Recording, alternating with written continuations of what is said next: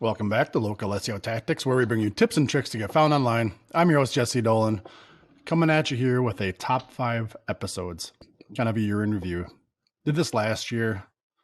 Was it episode number 142? If anybody wants to go back for our 2021 year in review.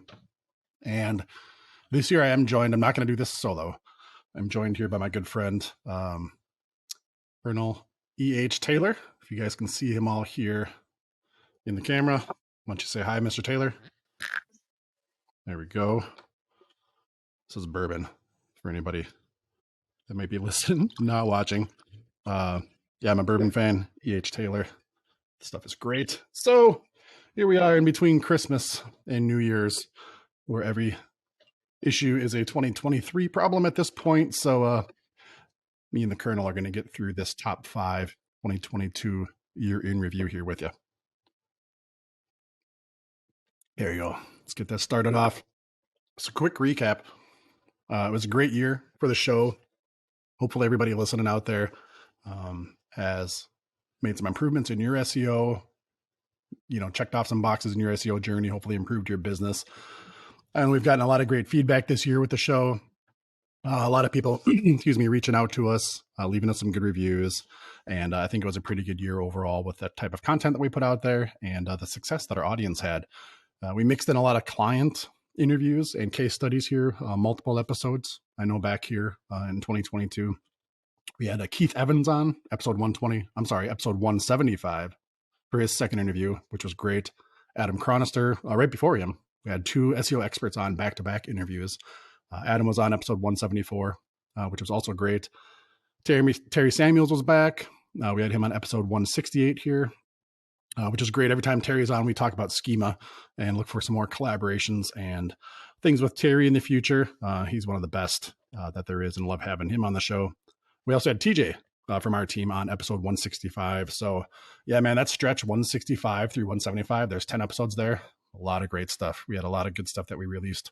Between those, earlier, another interview, Adam Levings, another SEO expert, 148. So a lot of great interviews, which is something that we try to do a lot more of this year with other SEO experts. If you have anybody you want us to interview, right? If there's somebody else you're listening to that you think would be a great collaboration to come on our show and cross the stream, so to speak, let us know. Reach out to us, localseotactics.com. Down at the bottom, you can contact us. And also, I got to go on to the My Digital Farmer podcast with Corinna Bench back in July. That was great too, talking about SEO. And that was one of the first ones where I've gone on to another show and talking about SEO. So that was really fun and looking forward to more collaboration with Corinna as we go in the future. So let's get into it. We've got 5 episodes lined up here for you. These are our best of 2022 by way of stats, responses, downloads, listens, plays, things like that. We compiled them, sifted through them, and got the best of the best according to everybody else out there. And so without delay, let's get into the episodes here.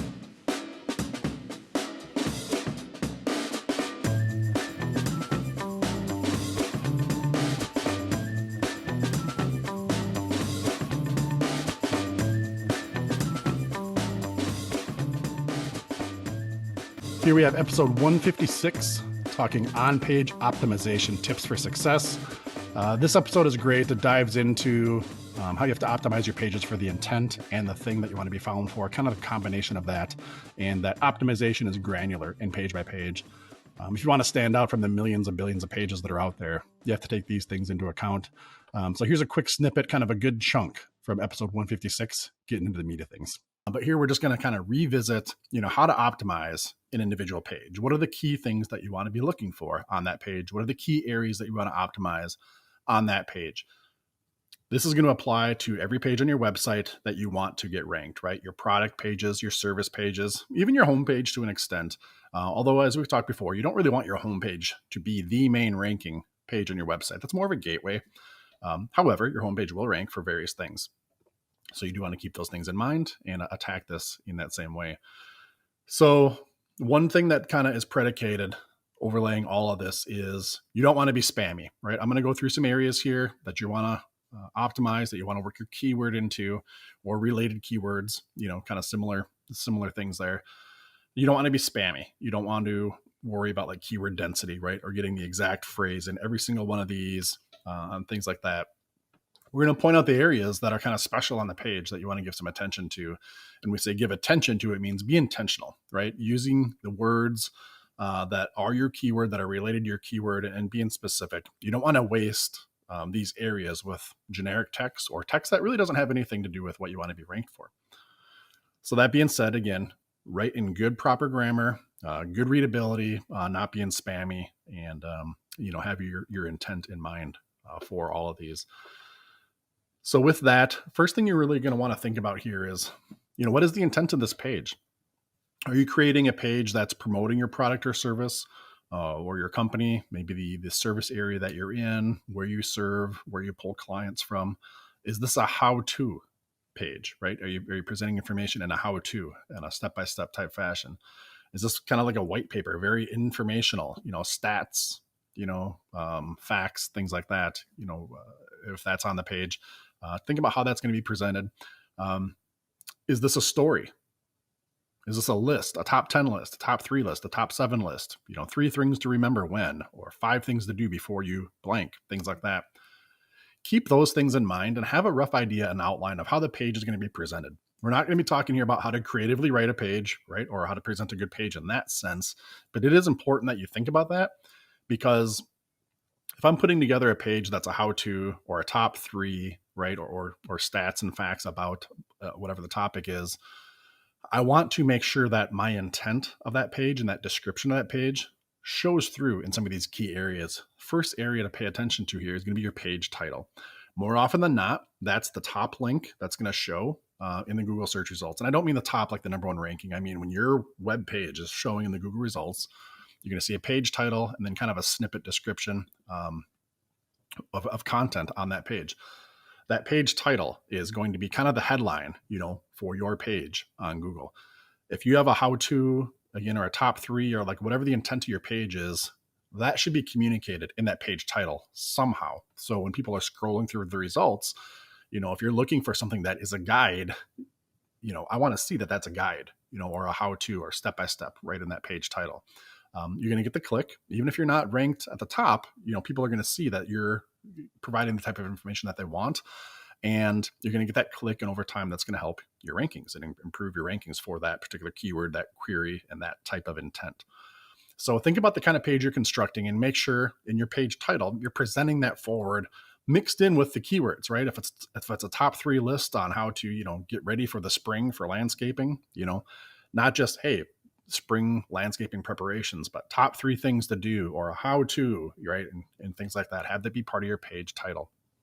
In addition to that, your meta description, although not always shown now in the Google search results, is something that can be shown in the search results and needs to have that similar tone and similar context and similar intent shining through. Pro tip here, when you insert your meta description on your page, that's something you want to be intentional for.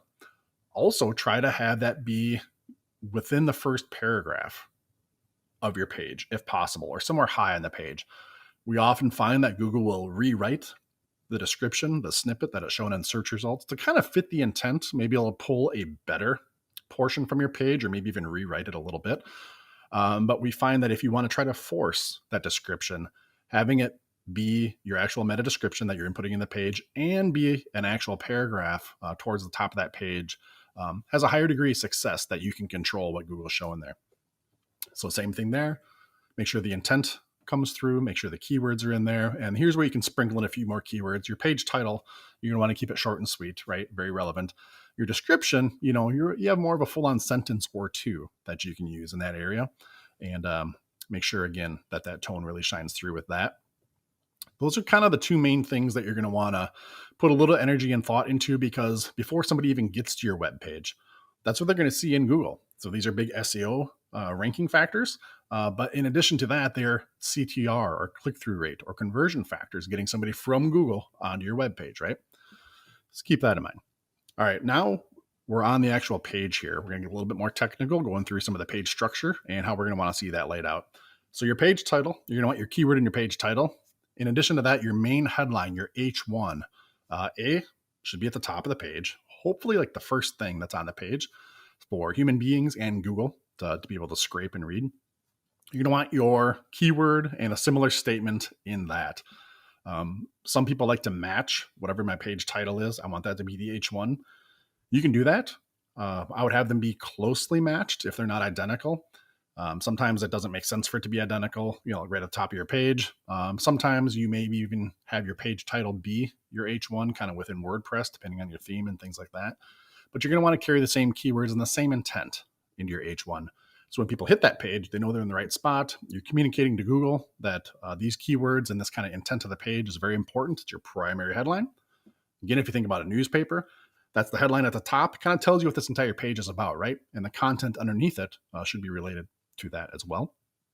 So make sure your H1 is very descriptive with your keyword and the intent.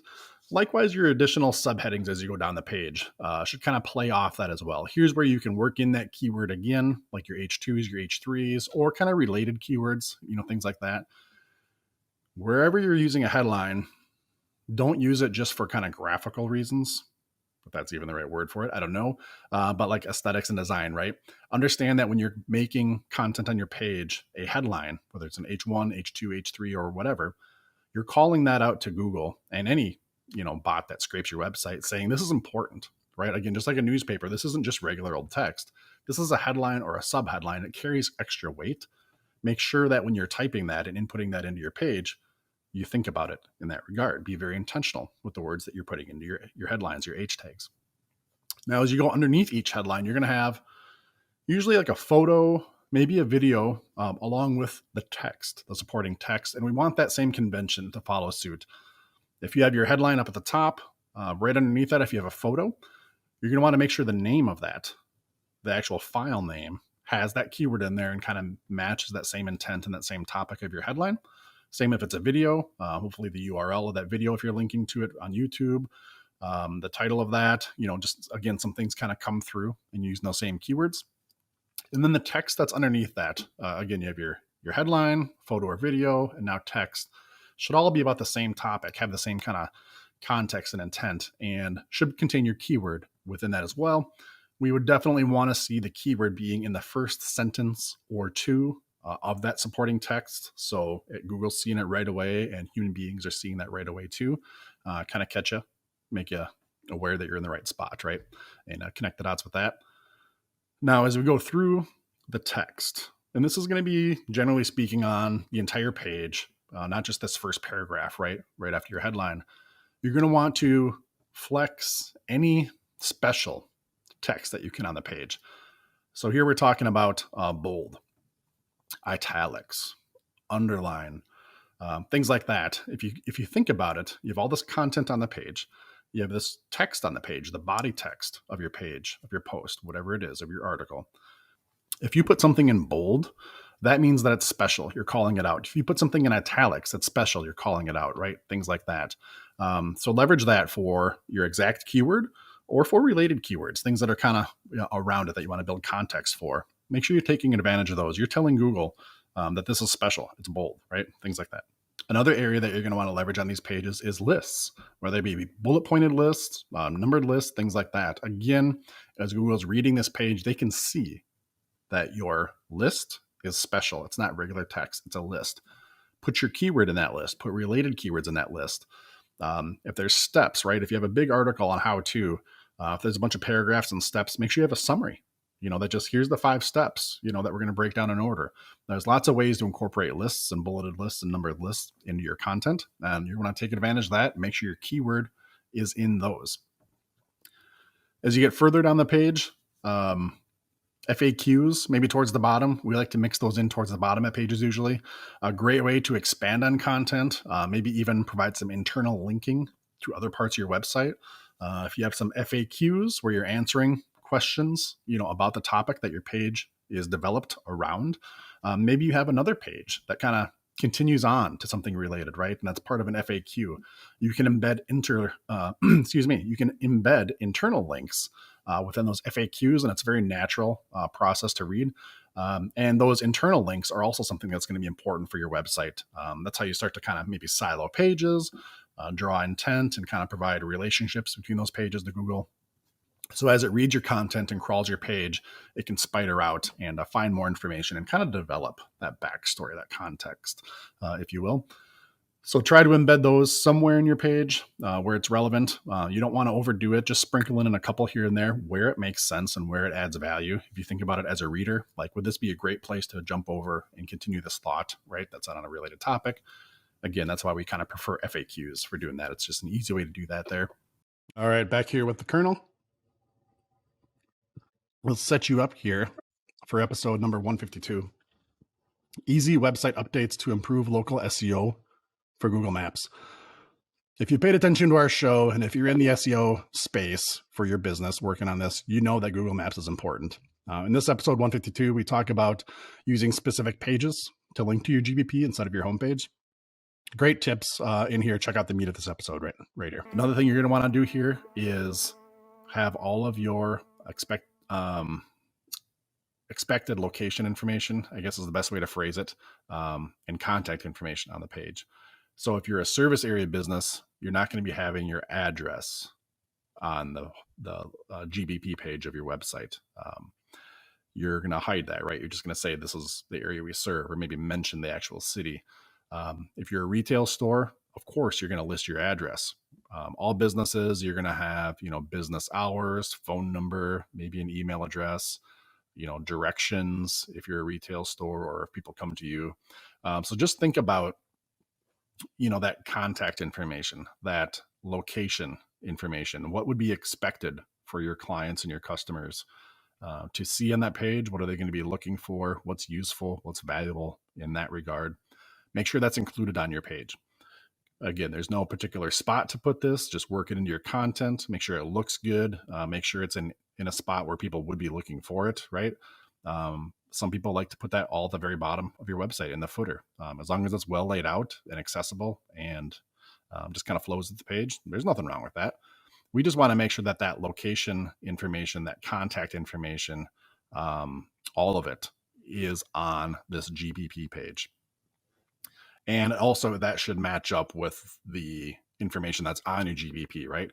Whatever phone number is in your profile, make sure that's the phone number in your web page. Hours of operation, make sure they match up with what's on your web page. If you are showing your address, make sure it's the same address, right? That's in your profile and matched up with your web page. So get all that location information and contact information on your page as well. Now, you're also going to want to have a couple lists on this page. And when I say lists, I mean like actual like ordered or unordered lists, not just typing out this stuff, in a sentence, but having a bullet pointed list on your webpage of a few different things here. The reason we want to do the bullet pointed list is because when we use it as a list, if you think of Google being a bot, being a program, an algorithm, it's scraping and it's reading the information on your page and it's processing it. But when we do things like put items in a list, we're making them more special. If that's proper English or grammar, I don't know, but we're making these things more special than the regular text that's on the page by putting it into a list, by putting it into bullet points. So you're going to want to put a bullet pointed list of the primary services that you provide on this GBP page. How is that formatted? What does it look like? Is it 1 column, 3 columns? How many things are in there?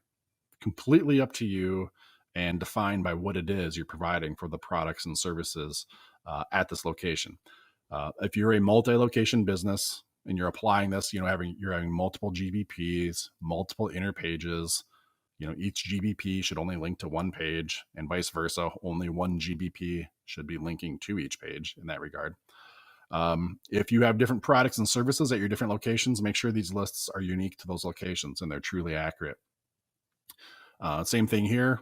If you are providing products and services, you'll have a spot in your Google Business Profile to list those products and services. These things should match up. Not that it has to be explicitly, identical, but the things you're listing in your services and products for your GBP should be the things you're listing in these bullet pointed lists on the page that GBP links to kind of sync that up. So in addition to the products and services, I mentioned there's a couple lists that we want. Another one of them is the cities and locations that you serve. If you are a service area business, or even if you're a retail or a storefront business, if you go on site and serve clients at their locations, you're going to want to make sure you mention those cities, those suburbs, those zip codes, those counties, those states, Whatever your territory and your region, your scope is, call that out on this web page that your GBP links to. Again, you're going to have a spot in your GBP profile where you can list your service area and make references to this within your Google profile. You're going to want to sync that stuff together, be talking the same things there. If you are a retail location and you don't go out and serve clients at their location, that's fine. Think about this on your web page. Think about the communities that you serve. How far will people drive, from their suburb or from their city to you? You probably have that already in your head. Make sure you put those references, those geographic locations, into a list on your page. Now, don't go crazy here. One of the things with ranking your Google business profile is, if you take, let's say Minneapolis, Minnesota, again, we're up in Minnesota. I always use Minneapolis. If you go to Google and you do a search for Minneapolis, Minnesota, Google's going to show you what it considers Minneapolis. You're not going to want to try to list cities that are like too far away, right? You're going to have a hard time ranking in cities other than Minneapolis if that's where you're located. We're not going to be doing St. Cloud, which is a couple hours away. You're not going to put suburbs of St. Cloud on the same page. You're not targeting St. Cloud. You really got to work in your own backyard and kind of work out from there from a geographic standpoint. So put your list of your services and products on your GBP page. And I actually phrased that probably bad for everybody. On the page that your GBP links to, we refer to that internally here at Intrix as the GBP page on your website.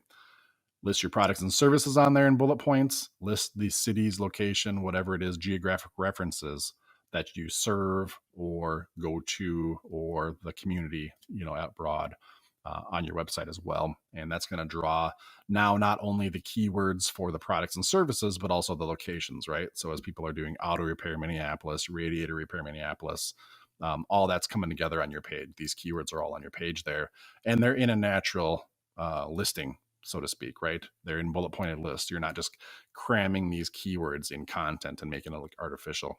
This is a pretty natural way to go about it. Another thing you're definitely going to want to do that we see a lot of people missing on this is you're going to want to link to your Google business profile from this page on your website. So whereas your GBP, again, like we said earlier here, you can link to your website, i.e. this web page we're talking here, from the Google business profile. We want to do the other way, right? We want to link on this page back to your Google business profile. A couple ways to do that. You can embed the GBP on there, kind of have a map that's showing. Even just literally putting a link, check us out on Google or leave us a review on our Google business profile, whatever it is. You can go into your GBP dashboard and find the link that you can copy and paste right into your website to be able to do this. So you can get a little sophisticated with it if you want, or you can just paste the link in there with some text and direct people. Either way, we just want a link from your web page to your GBP. That's what we're looking for here. Last thing on here that we want to talk about is make sure you are putting reviews from your GBP, as in copying and pasting them onto your web page. There are different widgets and gadgets and plugins that you can get that'll automatically pull those in and list them on the page. You can use that, but that's not what we're talking about here. What we're talking about here is actually taking the text, inputting it onto the page, creating an area that says reviews, testimonials, what our happy clients have to say, whatever it is. Pick 3, 5, 7, however many you want. It kind of depends on the design of your page, but put those on your web page.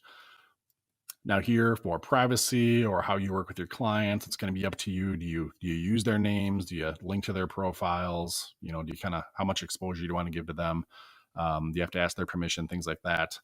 What we're wanting to do here is make sure we're calling out a spot on the page for reviews. We're actually using the actual text from the Google business profile, from the actual reviews left, copying those, putting them on your web page to, again, kind of tie that content in with Google and have it all work really good together. So like I said, there's other things we're going to build on with this later. I guess if I'm trying to impress one thing on you here, it's that you should have an inner page in your website, not your homepage, that your GBP is linking to, and you want to do things in concert on your GBP and this web page, right? The things you're talking about, the things Google gives you to fill out, the fields, the options, things like that in your GBP.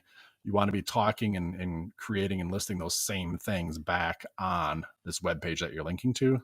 Link these things together and have them kind of be kind of married together, right? What you're going to see when you do this is, yes, the actual web page itself should start to get a little bit better ranking.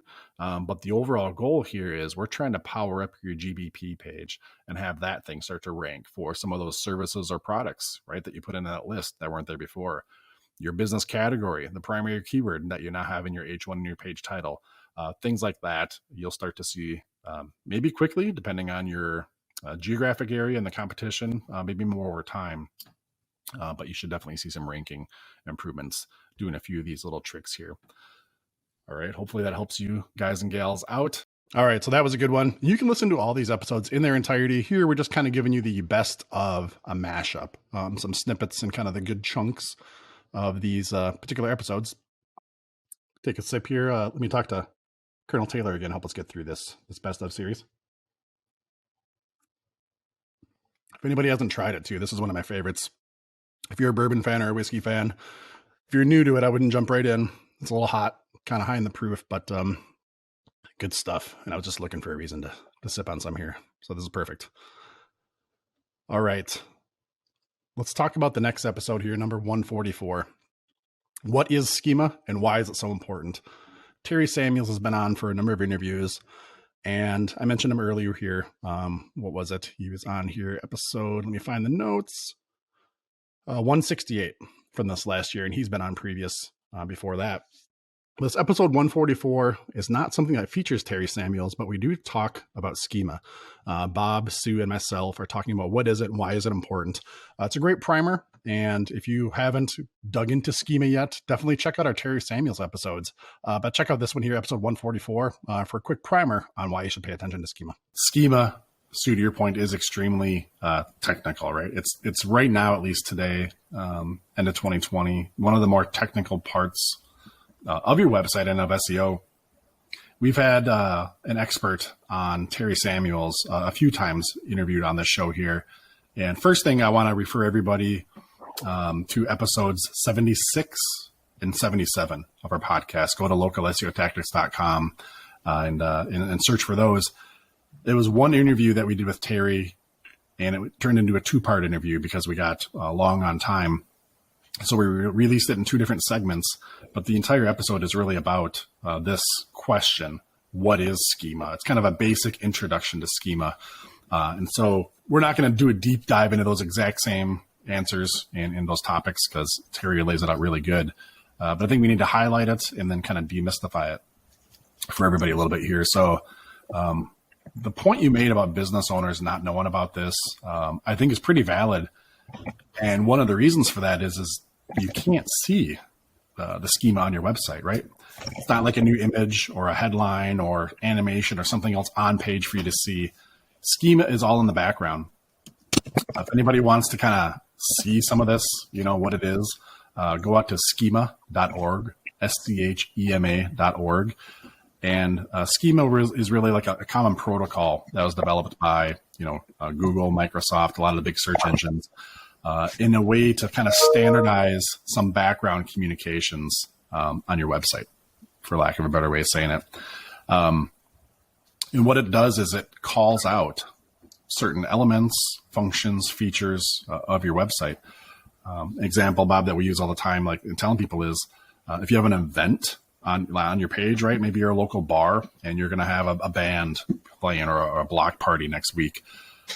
If you were to look at the page as a person, you can see a picture of the band, date, time, ticket price, everything else. We can read that as humans and understand that, like there's a date, there's a time, there's a ticket price, and we can put it all together. This is an event that's happening. Google reading that though, as a bot, reading the text and the information, they will see these elements. There's a date, there's a time, there's a ticket price, but they don't have that convention that this is an event. You know what I mean? That's a big assumption for them to make, that these things mean it's an event versus a log or a history or something else, right? So what Schema does is in the encoding on your website on the backside in this example, you call it out as this is an event, right? And now those things that are inside of that are on that page now have the context of being an event. So now Google can say, here's an event. Here's the event date, the event time, the event location, event ticket price, who's involved in the event, things like that. So schema is, and you're thinking about the word schema, right? I mean, it's an architecture, it's a design element, and it gives kind of some context to information. And that's what this does, but it's invisible to all of us on a website. We don't see it when we visit a page. It's only there for search engines to see. And so on a basic level, that's kind of what the function of it is for, is to communicate to search engines and other, bots, if you will, what pages are about, what the website is about, industry references, again, events, special things like that. In the same way, like maybe you just had a brand new website that was developed and paid a lot of money for it and it looks great. It doesn't mean that your web designer is aware of schema, right? Right now, at least in the digital marketing world and design world, this is very much something that's leveraged from an SEO standpoint. It's not mainstream yet, like keywords might be, right? Or things like that, or mobile friendliness as a convention that matters. So there's a pretty good chance that unless you've had somebody employed for SEO specifically, and that SEO is up to date and practicing schema and utilizing schema, there's a pretty good chance this is not on your website. Now, if you're using WordPress and you have a plugin like Yoast or something else, there's plugins that have come out over the last year or two that incorporate schema.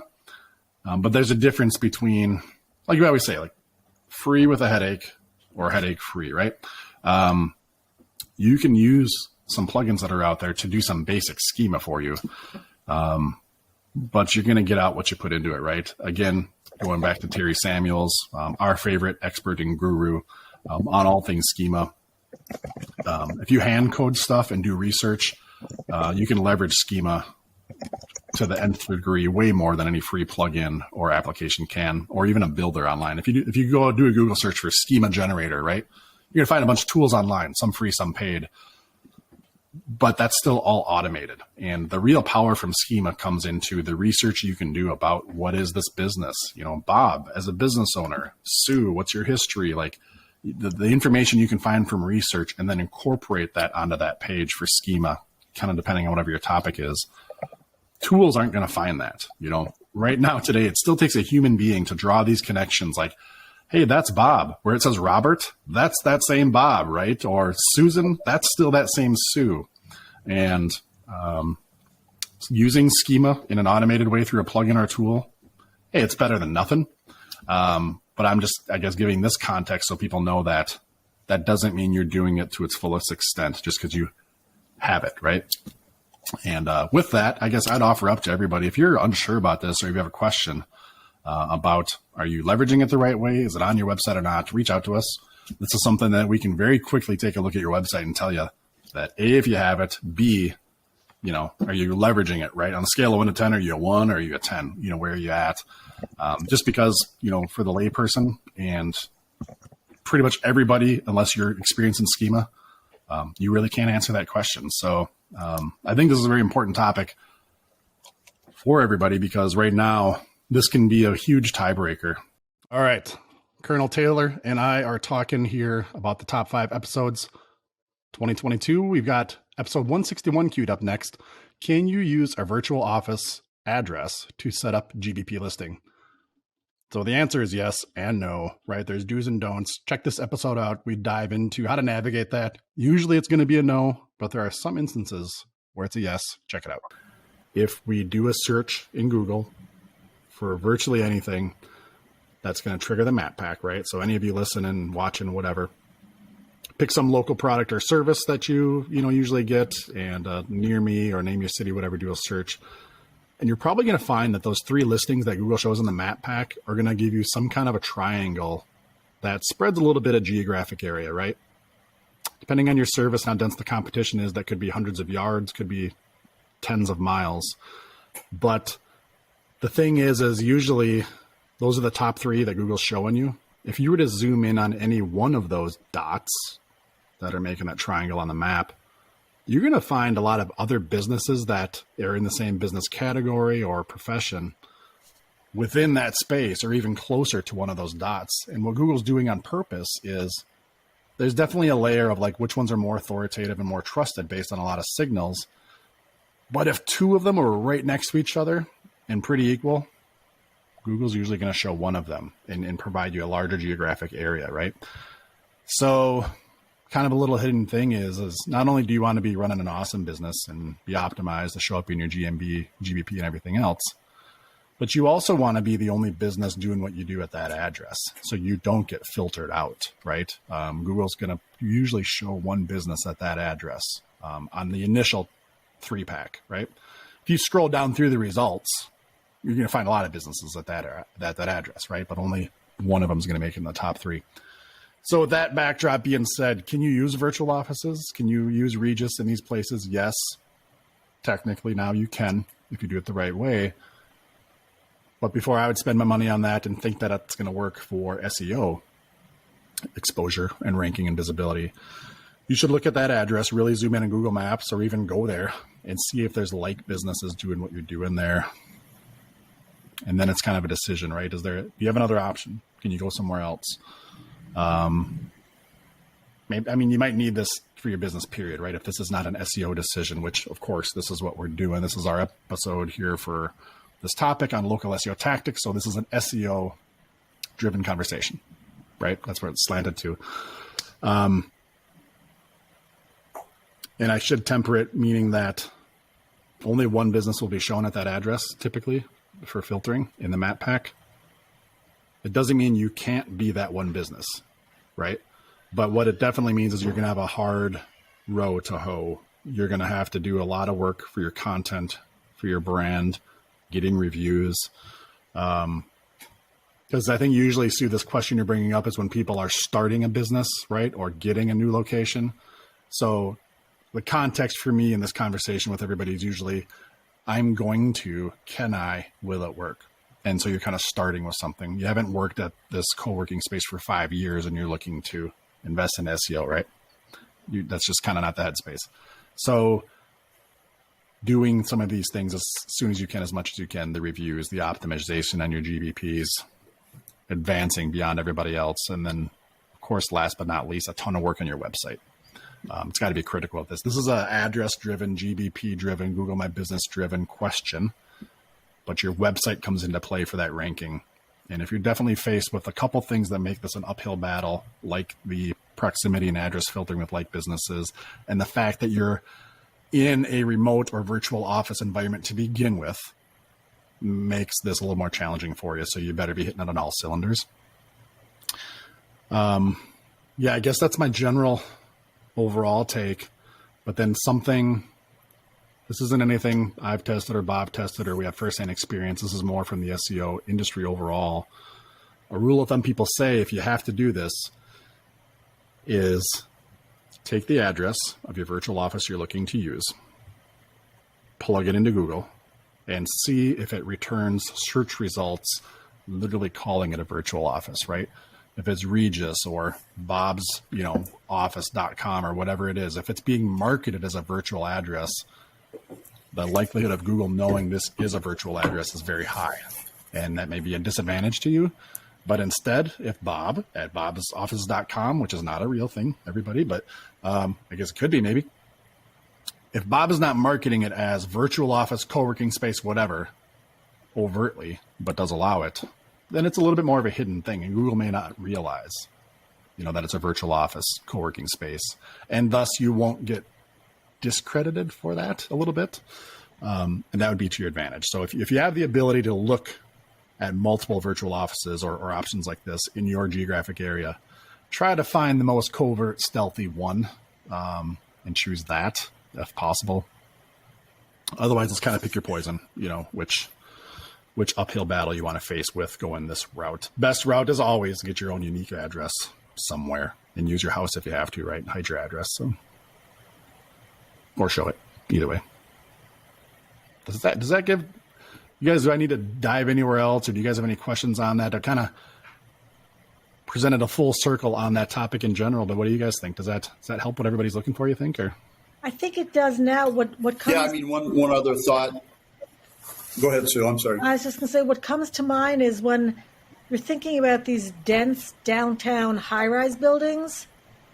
How does Google view that? Is it Regis being a collective workspace, whatever you call them, versus a high-rise building that has 42 floors and it might be a little harder, or are those the same things in Google's eyes? Same thing there, Wow. Sue. Same thing there from an SEO perspective. Wow.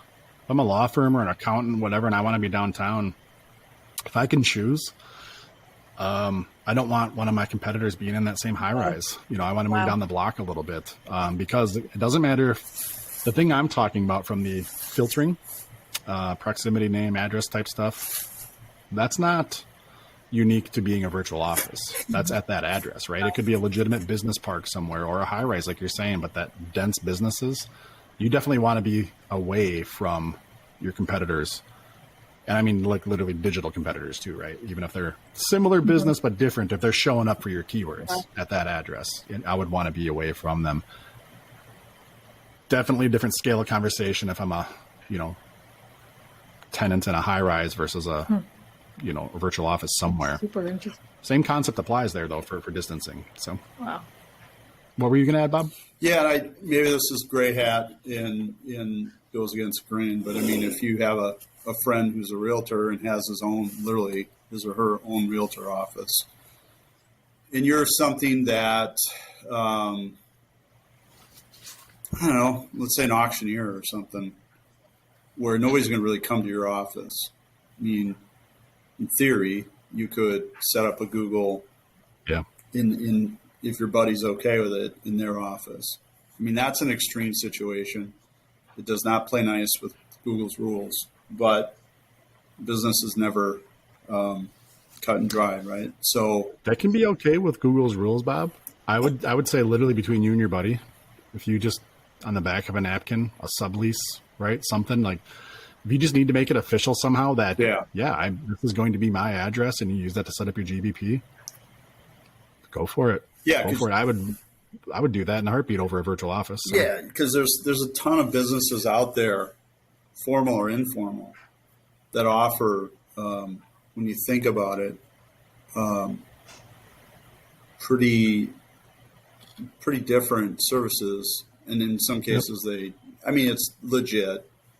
Tires Plus is an example, not Tires Plus, I'm sorry, Batteries Plus, where they sell batteries, but then they repair cell phones. And there's no real connection there. So, again, they're setting up another entity within Batteries Plus that, provides that service. So, and literally to your point, we've worked with clients in the space. We know and we've seen it firsthand. They will have a listing for the Batteries Plus, and then they will have a listing for the phone repair entity that's part of their company, but somewhat separated at the same address. Doing exactly what you're talking. 2 GBPs at the same address, different company, but different like brands and entities, and most importantly, like different business categories and services within GBP, right? So they are not conflicting or cannibalizing at all. Yeah. Yeah, and I'm not saying it's again, at the end of the day, you got to put your head on the pillow, but ultimately, you can find a way to get yourself spread throughout a major market in that manner, might just work. So, and here we end up at episode 147. Take a quick sip. I'm going to get this through this whole thing here before we're done, I promise. Episode 147, the benefits of local SEO. This is a good overview of what is the local part of local SEO, right? There's SEO broadly, and then, what do we mean when we talk local, and why does that matter to you? Which it does. If you're a business serving a geographic area kind of in your own backyard, your own city, metropolitan area, the local part of local SEO really matters. Check out this episode number 147. We're going to get into the meat and the potatoes of what we're talking about there. A couple things to think about when we think local SEO. Again, the geolocation part of it here is where we're drilling down into is, what does that even mean?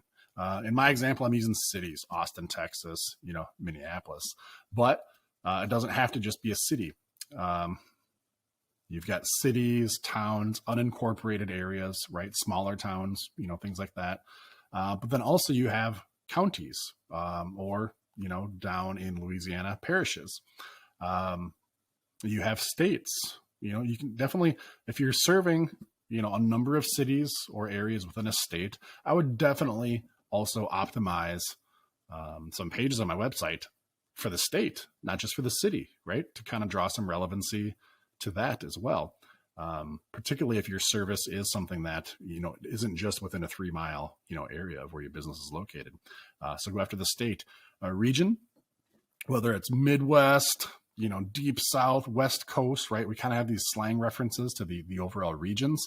Now I'm talking like larger United States regions there, but within your state.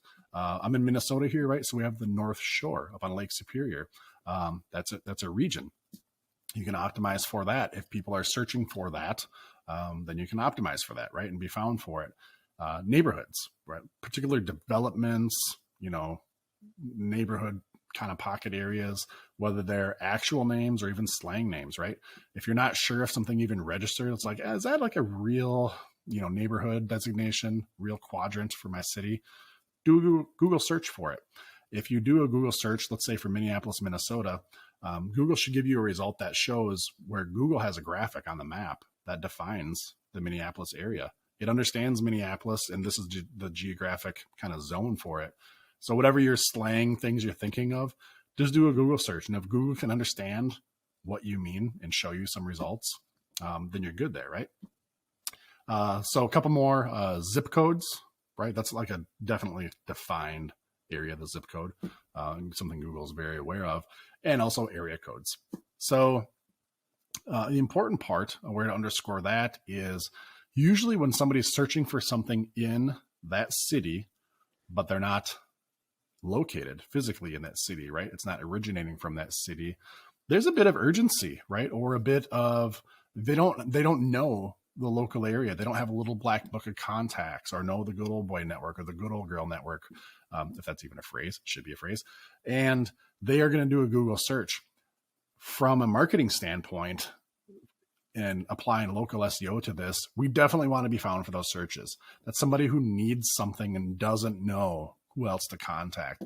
That's your opportunity to make a great first impression, to capture that business, and not have somebody else get the business, of course, right?